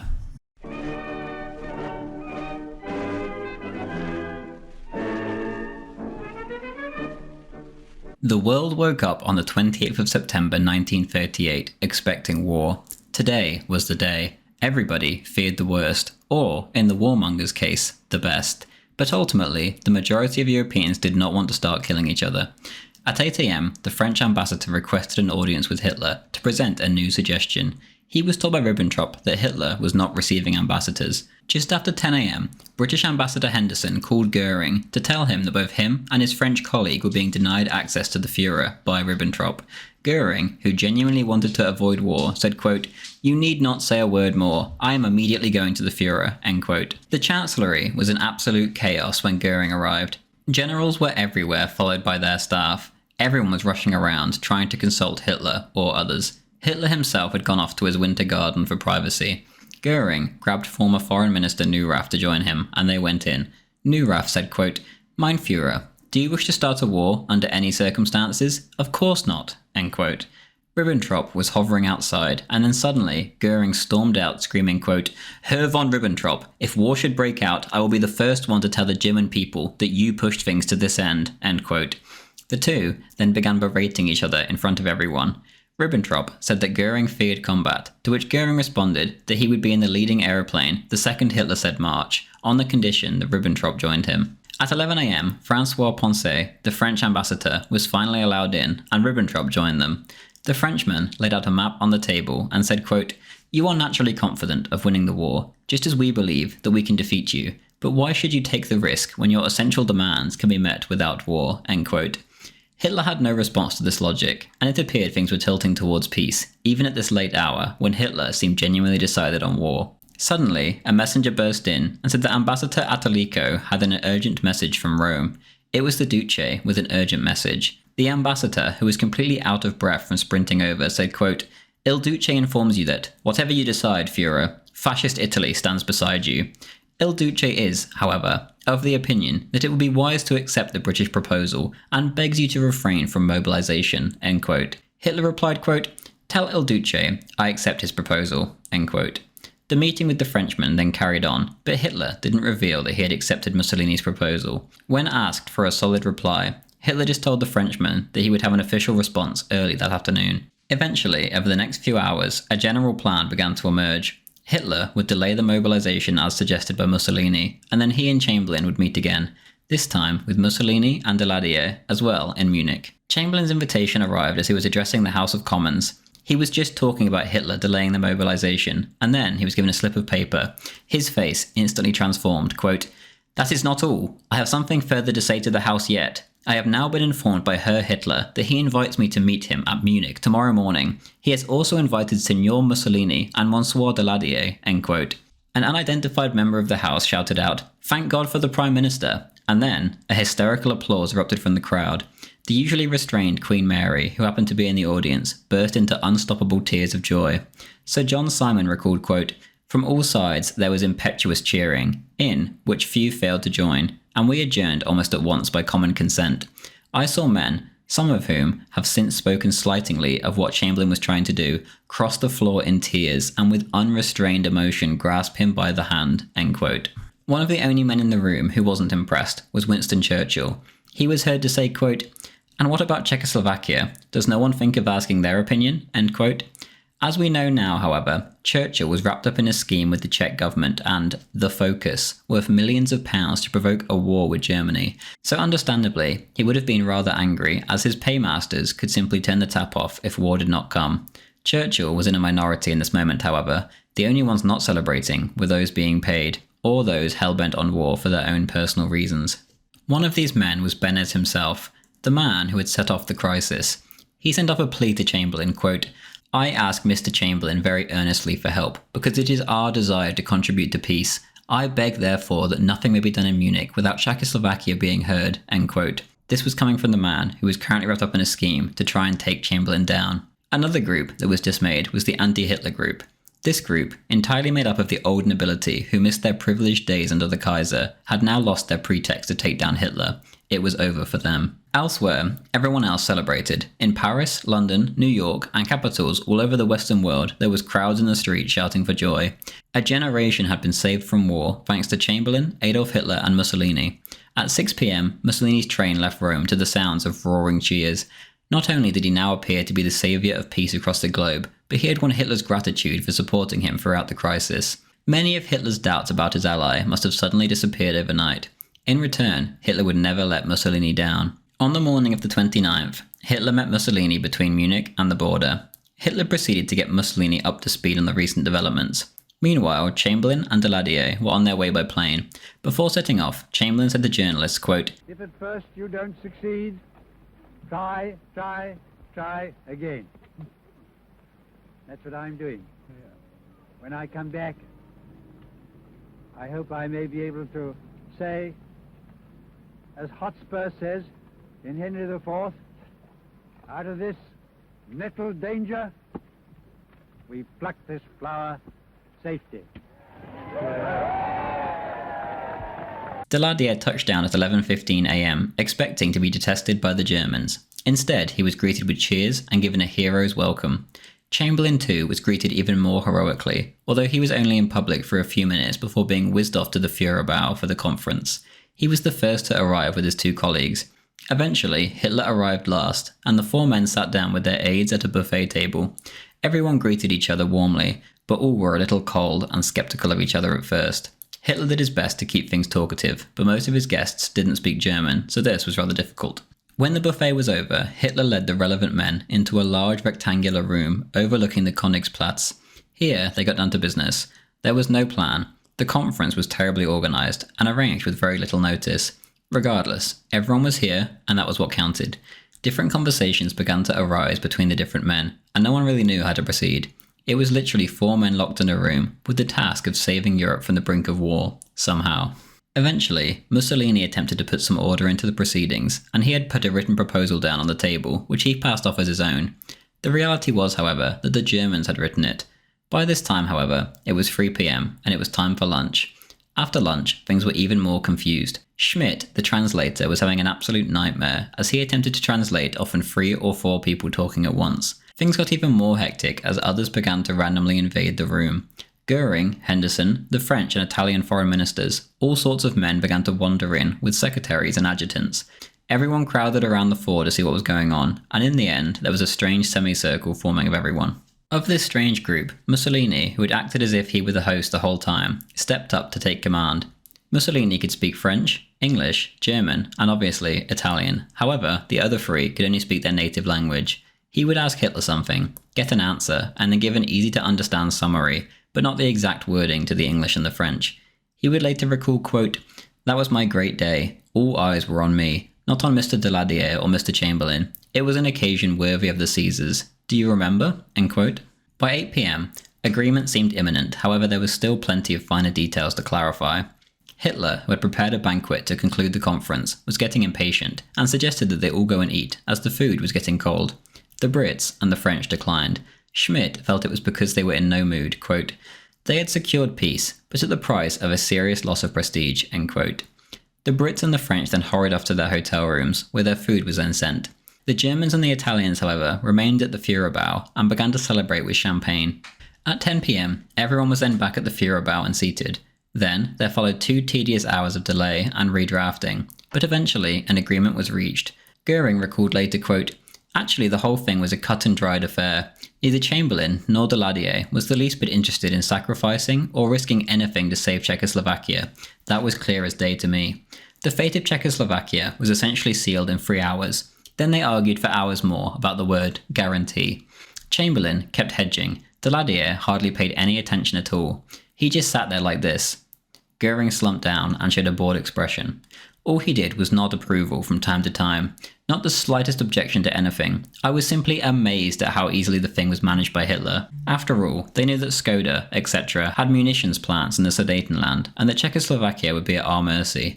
When he suggested that certain armaments which were across the Sudeten border should be brought into the Sudeten territory as soon as we take it over, I thought there would be an explosion. But no, not a peep. We got everything we wanted, just like that.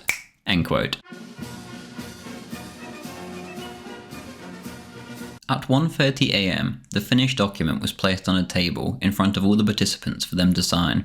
The new plan was a 4-stage evacuation of the Sudetenland to begin on the 1st of October. After this, an international commission would determine which districts would hold plebiscites to make a final decision on the borders. The Führer was the first to sign, and he appeared genuinely happy. Then, when all had signed, they said their goodbyes, and Hitler was the first to leave. William Shirer reported that there was a, quote, light of victory in Hitler's eyes as he strutted down the broad steps, end quote. At 2:15 a.m., the Czech representatives, who had never been consulted, were called into Chamberlain's room. The Prime Minister made a speech before telling them their terms, and as Daladier was handing over a copy of the agreement, he began to yawn. One of the Czechs began to cry. The crisis, started by the Czechs, had ended in tears all around. Beneš and his representatives cried tears of sadness. They knew they had brought about the end of their country with their gamble. The outside world, however, cried tears of joy. In fact, as the Czech representative was crying his eyes out in Chamberlain's room, the crowd outside was roaring with cheers, begging to see the peacemakers so they could thank them personally. After endless songs and calls for "Dear little Daladier," the Frenchman appeared on the balcony to the crowd's delight. Later in the morning, Chamberlain was given an ovation by the Müncheners as he was driven in an open-top car to Hitler's apartment for a final, informal talk before he left. He had brought with him a document that went far beyond the one agreed on the Sudetenland. This was more a general agreement to understand each other and to use diplomatic means in future, so no crisis like this would ever arise again. It was a way of Chamberlain putting the responsibility on Hitler for any future crisis. He could now say, look, I tried. At breakfast, he said to one of his party, quote, if he signs it and sticks to it, that will be fine. But if he breaks it, that will convince the Americans of the kind of man he is, end quote. In a way, the fact that Chamberlain would say this is one of the most important quotes of the entire crisis. It showed British policy at the time. They were simply too weak to stand up to Hitler. They just needed the Americans on side. But Roosevelt, who truly wanted war more than any other man in the world, perhaps except for Churchill, was having a hard time convincing his isolationist-minded citizens. If Britain were to go to war, she would need American help. In 1938, this wasn't on the cards. The following year, however, it would be, and Roosevelt would directly involve himself repetitively. It wouldn't be until a very convenient event in 1941, however, that Roosevelt and Churchill's dreams would come true. For now, though, the document was shown to Hitler, who immediately exclaimed, "Ja, ja," before attaching his signature to it. At 5:38 p.m., Chamberlain touched down in England to the roaring cheers of the British public. He stood in the open doorway, waving the document he and Hitler had signed earlier that day. I've got it, he shouted to Halifax. Chamberlain was then given a letter from the king, asking him to, quote, come straight to Buckingham Palace, so that I may express to you personally my heartfelt congratulations on the success of your visit to Munich, end quote. In the pouring rain, he then read out the entirety of the agreement he and Hitler had come to that morning. Quote, we, the German Führer and Chancellor, and the British Prime Minister have had a further meeting today and are agreed in recognising that the question of Anglo-German relations is of the first importance for our two countries and for Europe. We regard the agreement signed last night and the Anglo-German Naval Agreement as symbolic of the desire of our two peoples never to go to war with one another again. We are resolved that the methods of consultation shall be the method adopted to deal with any other questions that may concern our two countries, and we are determined to continue our efforts to remove possible sources of difference, and thus to contribute to assure the peace of Europe, end quote. The absolutely overjoyed crowd then shouted out, "Three cheers for Chamberlain! Hip hip, hooray!" and he was off on his way to Buckingham Palace. And thus to contribute to assure the peace of Europe.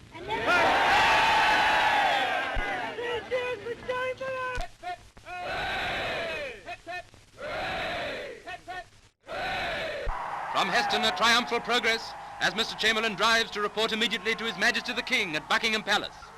And in this, perhaps the most historic spot of the Empire's capital, let the people themselves speak what is in their hearts.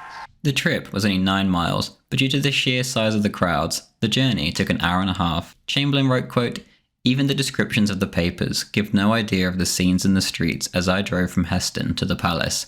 They were lined from one end to the other with people of every class, shouting themselves hoarse, leaping on the running board, banging on the windows, and thrusting their hands into the car to be shaken, end quote. When he arrived at the palace, Chamberlain was invited to, quote, join the king on the balcony as a token of the lasting gratitude of his fellow countrymen throughout the empire, end quote. Chamberlain accepted. This was the first time that a monarch had allowed a commoner to be seen on the balcony of Buckingham Palace, and here he was, greeted as if he was the saviour of the world, which indeed he was. The procession continued, and he was then off to 10 Downing Street, where another crowd awaited him who sang, "For he's a jolly good fellow," over and over and over again. Then from the window he made one of the most famous short speeches of all time, quote, my good friends, this is the second time in our history that there has come back from Germany to Downing Street, peace with honour. I believe it is peace for our time, end quote. Over in France, Daladier returned home expecting to be stoned for having capitulated to Hitler. When he saw a gigantic crowd there awaiting him, he feared the worst and asked the pilot to circle the airfield twice before gaining the courage to go in. When he landed, instead of being stoned, he was welcomed as a hero of peace, the saviour of Europe alongside Chamberlain. The French people had been saved from another pointless war with their eastern neighbour over Eastern European affairs. The following morning, the London Times wrote, quote, "No conqueror in history ever came home from a battlefield with nobler laurels." The widow of Prime Minister Asquith, the man who had led Britain into the Great War, called Chamberlain the greatest Englishman who had ever lived. The Kaiser wrote to Queen Mary, stating that he was overjoyed that a catastrophe had been averted, and he said that Chamberlain had been personally inspired by heaven and guided by God himself. Back at home, the Church quite agreed with him. Quote, "The Church of England responded very largely, as if the men of Munich had been guided by Almighty God. You have been enabled to do a great thing, in a great way, at a time of almost unexampled crisis. I thank God for it," wrote the Archbishop of Canterbury to Chamberlain. There were services of thanksgiving in all the churches and cathedrals of England on the next Sunday. In Lincoln Cathedral, the Dean held the congregation spellbound by ascribing the turn of events to God's wonderful providence. End quote. Once more, the only angry men were Churchill and those on the payroll of his masters. Duff Cooper immediately resigned as First Lord of the Admiralty. Churchill sarcastically said at the celebrations, quote, "I never knew Neville was born in Bethlehem," which, like Roosevelt before him, was another atheistic snipe at the extremely religious Chamberlain. A few days later, Churchill would speak in the House, quote, "We have sustained a total and unmitigated defeat." Cries of "nonsense" rang out in return.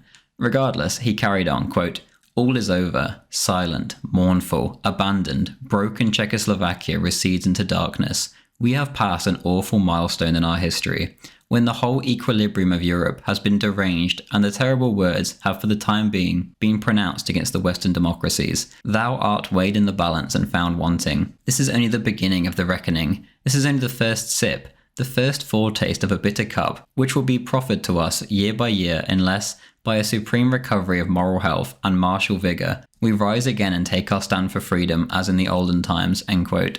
Churchill, as always, was a great actor. He was willing to send another generation of young men to die in France so that he could get his paycheck from his shadowy masters. Nothing would stand in the way of him and his money. In private, Churchill would rage impotently at Hitler's success. Meanwhile in Germany, Hitler was relieved. He didn't want war with the West, but he did actually want a war with Czechoslovakia. He genuinely admired Chamberlain and saw him as a good man, but he would in private often rage at his interference. The Czechs had brutalised Germans for 2 decades, and now Hitler wanted nothing more than to smash into their nation and drive through Prague as the conqueror. The French and the British had robbed him of that, and for that, he was angry. But as for avoiding a general European war, he was overjoyed. It was a time of mixed emotions, but most of all, he was just happy that the pain was finally over. The Sudeten Germans were coming home. In Prague, the new Prime Minister said that they had been forced to accept the Munich Agreement. He said it was a choice, quote, "between a reduction of our territory and the death of the nation," end quote. The reality was, however, that Beneš, who had now run away into exile in London, after almost plunging Europe into a war that would have meant the deaths of millions, had opened Pandora's box. His gamble had lost the Sudetenland to Germany. Now they would lose everything. The Hungarians, still extremely bitter from the way they'd been mistreated at the end of the Great War, were ready and waiting to pounce. Just a month later, they too would come knocking, demanding their countrymen be returned to them. The Slovaks, too, finally sensed their chance to gain their freedom. Czechoslovakia, or what was left of it, immediately began to crumble. In Italy, Mussolini was greeted with the greatest celebration that he had personally seen in the entire 20 years of fascism. He was greeted as if he was Caesar himself. Wherever he went, there were chants of "Duce, Duce, Duce." A few days after Chamberlain's roaring success, he was getting worried about the warmongers like Churchill and their effect on public opinion. He was quite correct. A year later, they would drag him down with them. For now, however, he wrote to Hitler asking him if he could, quote, "give the Prime Minister some support, informing public opinion in Britain," end quote. Hitler agreed, and that evening he made a blistering attack against the warmongers at the Sportpalast. This wasn't necessary, however, and for now, Chamberlain was overthinking. The next day, October 6th, Chamberlain's policy was approved by a vote of 366 to 144. Cooper, Eden, and Churchill, the three being paid, or allegedly, in Eden's case, abstained in protest. Every word that came out of the mouths of these three warmongers against Chamberlain were taken as a personal attack back in Berlin by Hitler. No matter what happened, it seemed, the warmonger problem would just not go away. Somehow, they were managing to turn this roaring success of Germans returning to Germany into some kind of calamity. Immediately, Churchill set about spinning events as some kind of prelude to a great war, the false view that persists to this day. Over time, this idea would infect more and more people, and eventually it would make war inevitable, much to the Germans' confusion. Churchill, for his part, would die a very rich and very revered man, happy that the truth of why he supported such a policy was hidden from the British public, who then, and now, love him so much. Again, on the 9th of October in Saarbrücken, Hitler would make a speech raging against the free warmongers, as well as thanking what could now be called his best friend outside of Germany, Benito Mussolini. Quote, "We are all so happy no blood was shed over this, despite the hopes of so many international agitators and profiteers. If I mention the help of the rest of the world in bringing about this peaceful solution, I must again and again place at the head of it our only real friend whom we possess today, Benito Mussolini." He then carried on, quote, "I know, and I know that you know, what we owe this man. I would like also to mention 2 other statesmen who tried hard to find a way to peace, and who together, with the great Italian and us, have concluded an agreement that secured justice for 10 million Germans and peace for the world. I am happy these millions of Germans are free, that they belong to us, and that peace has been secured." Nevertheless, the experiences, especially of the last 8 months, must strengthen our resolve to be careful and never to leave anything undone that must be done for the protection of the Reich. Opposite us are statesmen who, that we must believe of them, also want peace. However, they govern in countries whose internal construction makes it possible for them at any time to be supplanted by others who do not aim at peace. These others are there. In England, it merely is necessary that instead of Chamberlain, a Duff Cooper or an Eden or a Churchill come into power. We know that the aim of these men would be to start a war. They do not attempt to hide it. That obligates us to be on the watch to think of the protection of the Reich. We know further that now, as before, there is lurking threateningly that international world enemy who has found a living expression in Bolshevism. We also know the power of the international press that lives solely on lies and calumniation. In view of this peculiarity of the world about us and of these forces, we must be careful about the future. We must at all times have a will for peace and be ready for defense." End quote.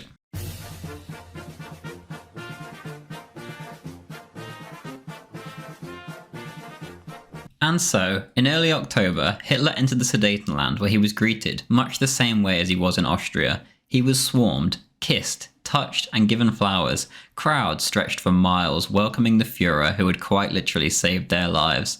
Until now, they were being massacred by the thousand. For the price of the Sudeten German self-determination, however, Europe had walked right to the brink of war. At times, it was only hours away. But thanks almost entirely to Neville Chamberlain's endless attempts at peace, Europe was spared that fate. Chamberlain has gone down in history as a clown, a naive man trying to stop Hitler invading the world. This narrative, however, was quite literally written by the victors. Churchill himself, who detested the religious Chamberlain and his morals, would paint this narrative in his books post-war. In a way, the entire British history of these 2 men is a lie. The truth is that Neville Chamberlain was a hero, and without a doubt one of the greatest men of his era. I hope I've been able to give you a better insight into the true nature of this man in this video, by simply just recounting what happened. Chamberlain truly cared. He didn't want another generation of men to die needlessly for a cause that had nothing to do with the British or her empire. Despite making himself unpopular at times, he would pursue this task doggedly, even though he often had self-doubts. Whilst Chamberlain has been ridiculed for his efforts, that isn't his fault. It's the fault of those who painted the post-war picture. Chamberlain in the afterlife can rightly hold his head up high as a man who did the right, moral and Christian thing.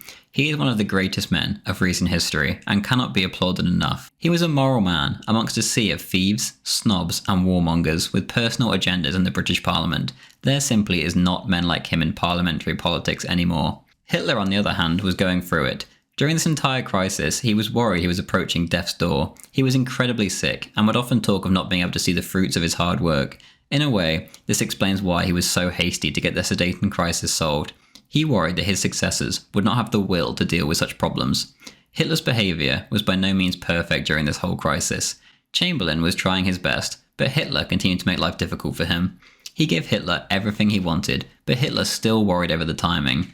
Whilst this is understandable due to the massacres of Germans just over his border, the whole thing ended up getting delayed anyway, so he didn't gain anything by messing Chamberlain around on the PM's second visit. But in such emotional moments, it's not as simple as that. In the end, he got what he wanted. despite many Sudeten Germans sadly having to pay the price. This wouldn't be the end, however. Czechoslovakia began to disintegrate, and the Germans still remaining deeper into the Czech interior were treated horrendously as the Czechs took out their fury over this whole situation on them. At the same time as the Germans took the Sudetenland, the Poles took advantage and seized Sudeten. The Hungarians and the Slovakians began to agitate, and soon enough, the state imploded. But that is a story for another time. For now, the Sudetens could come home. With them came 743,000 Czechs who lived in the region too. Hitler wanted to calm the situation down and certainly didn't want a repeat of the previous tension, so he granted German citizenship on request to men over the age of 28 as well as their families and children. 260,000 Czech soldiers and civil servants were forced home by the Czech government, and 160,000 voluntarily went home to the Czech state. All of these were allowed to keep their private property with the option to sell or rent it. Out of 300,000 remaining in German territory, only 140 were deported as undesirable persons. All was not well, however. One man above all was trying to blow every situation out of proportion, and that, as usual, was Winston Churchill. For the next year, he would poison the well of peace. He would go to any measure to secure his paycheck. For years, Churchill had been the most outspoken advocate against the Soviets. Now, because his paymasters wanted him to, he began to say that the Brits should find common cause with Stalin's Soviet Union in order to take down Hitler. To many, Churchill appeared utterly insane, but as tension rose in Europe, he gained more and more influence. In 1939, Neville Chamberlain, dying of cancer, would not be as steadfast as he had been a year earlier, and would allow himself to be walked all over by Churchill, among others. Europe would not survive a second crisis as a result. Chamberlain did not keep his head. Of all the men involved in this particular crisis, however, Beneš is of course the most at fault. Beneš himself took the gamble. In fact, he would later say, quote, "We needed a war, and I did everything to bring the war on," end quote. He truly tried his best. Thousands of Sudeten men, women and children were slaughtered simply for being German, entirely due to him. He was key in the intrigues around Europe to topple the Chamberlain and Daladier governments, so the shadowy figures behind the scenes in these nations could install their warmongering puppets like Churchill. He, above all, had a brutal bloodlust to massacre the German people. For his efforts, his country disintegrated. When he returned home after the war, he had the Sudeten Germans completely genocided. In 1948, Beneš would be the victim of intriguing, the method he loved so much. He was overthrown by the communists and died that same year, bitter and depressed. When the Iron Curtain fell, his Czechoslovak state gave way to Czechia and Slovakia. Only one of his wishes was ever accomplished. The Czechs kept the Sudetenland, and the Germans there, mostly women and children, were genocided by the hundreds of thousands. Thank you very much for watching. The Sudeten crisis has been rather forgotten and just glossed over as if it was simply another step on the path to Hitler's world domination. But as I've showed in this video, it was nothing of the sort, and was its own unique event that could have gone very differently. I hope you enjoyed it. If you did, then please do consider leaving a like, a comment, or even sharing the video, which helps more than anything. As always, the biggest thanks of all goes to my Patreon, Subscribestar, and YouTube members who keep this channel afloat. I am able to do this for a living, entirely thanks to kind subscriptions due to the videos not being monetized initially, and needing to wait for a manual review. I cannot thank you all enough. So if you enjoy the videos, want to join the Discord, our weekly Hearts of Iron 4 games, or our Minecraft server, then please do consider clicking the links in the description. Even the $2 tier helps more than you can possibly imagine. Thank you very much. Thank you to Lobster to You, Darway Lololol, Sigmar, Emperor Titus, Luke David Murphy, Chechen Natsok, Anton Berglund, Levi E, Friendly Brian, Mr. Malabar, Bushak, Firefly Enterprise, Henry Unruh, Evan Brightfield, Chef Jeff, Ethan Winstanley, Wunderwaffe, Mr. Bloom, Gav D, Gaius Longanese Hanno, JD, Green Rebel, Angus Roxburgh, Rocksacker Too Heavy, Alexios Podcast Watcher, Citadel, Haste, Bojan M, Rick Me, Mr. Gaming, Cameron, Slugwig 1919, Gloomy, Troy Harser, Jagdkampf, Rowan, Swedish Chef, Honda, Mirko, David Byers, Max Anton, Gragas, Conqueror, It's Okay to be a Nationalist, Inflection Point, Vet Exempt, Automat 762X39, Monsoir Mercier, The Waller, Suma Klubayek, Jorgen 1997, and Admiral Kempinski.